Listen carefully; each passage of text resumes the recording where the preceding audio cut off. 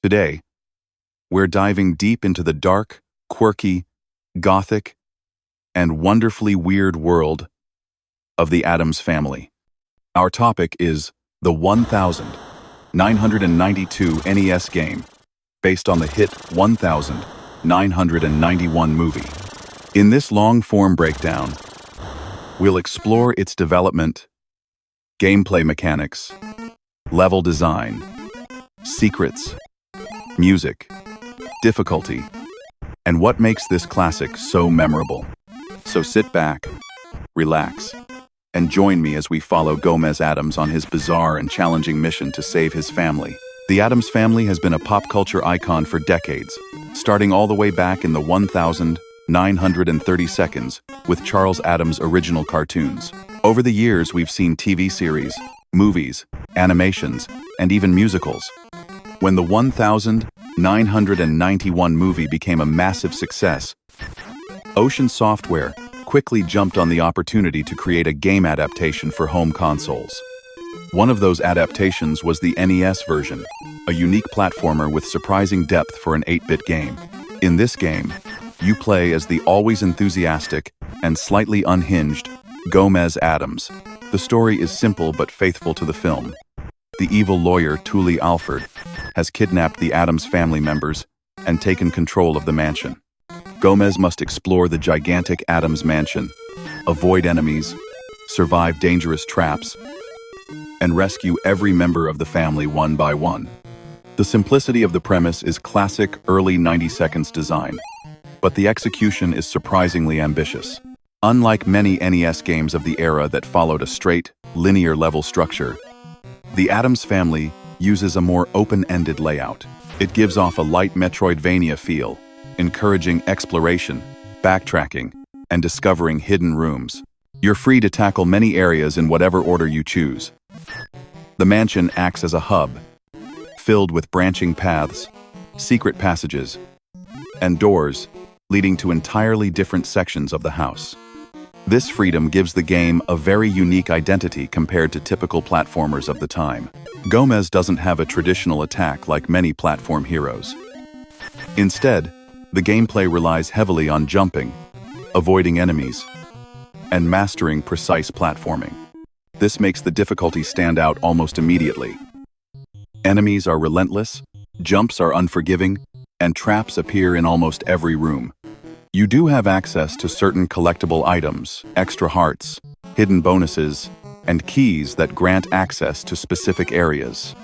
These items help you survive longer, but nothing ever removes that classic NES challenge. The mansion's design is one of the game's highlights. As soon as you enter the main hall, the foyer, you realize how large the environment really is. It serves as the central hub, with doors branching off to the kitchen, basement, attic, outdoor areas, and other mysterious rooms.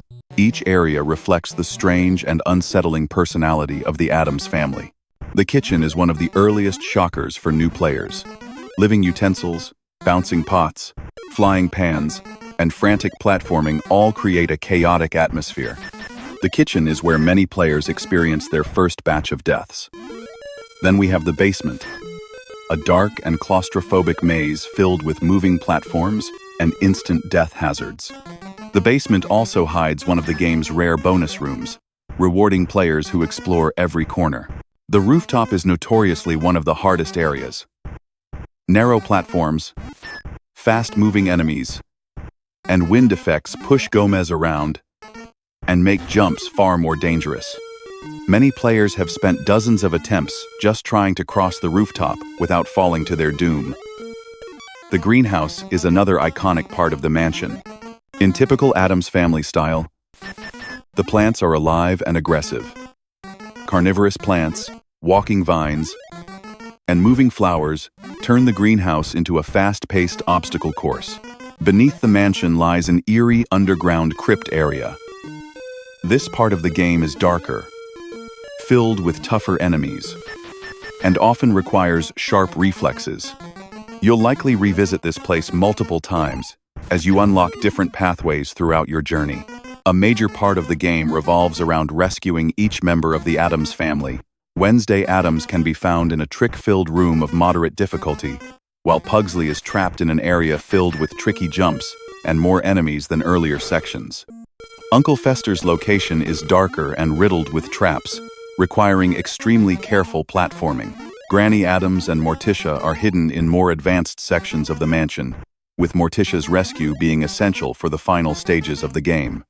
Each time you rescue a family member, Gomez's life meter increases, giving you a much-needed boost for the tough challenges ahead. Though the game has several mid-level bosses, the final confrontation is with Thule Alfred himself, true to NES tradition. The boss fight isn't overly complicated, but it is fast, punishing, and requires perfect timing. You'll be jumping, dodging, and striking at just the right moment. Once Tully is defeated, the Addams family reunites, and the mansion returns to its delightfully spooky and chaotic harmony. The music deserves special attention. Despite the NES's limited audio hardware, the soundtrack does a great job capturing the Addams family vibe. The famous theme song appears in catchy 8-bit form, instantly pulling you into the family's creepy charm. Other tracks are atmospheric, mysterious, or suspenseful, helping to elevate each part of the mansion. Overall, the Addams Family for the NES is a challenging but memorable platformer. It's tough at times, brutally tough, but it rewards patience, exploration, and perseverance. Its semi-open design, quirky enemy variety, unique theme, and faithful atmosphere make it a standout among movie-based NES games. It may not be the easiest title to master, but for retro gamers craving a real challenge, this game is a hidden gem worth revisiting. And that wraps up our deep dive into the NES version of The Addams Family. If you enjoy retro game breakdowns like this, don't forget to like the video and subscribe to the channel. I'm Mr. Modern Emulaton, and I'll see you all in the next video. Stay spooky and stay retro.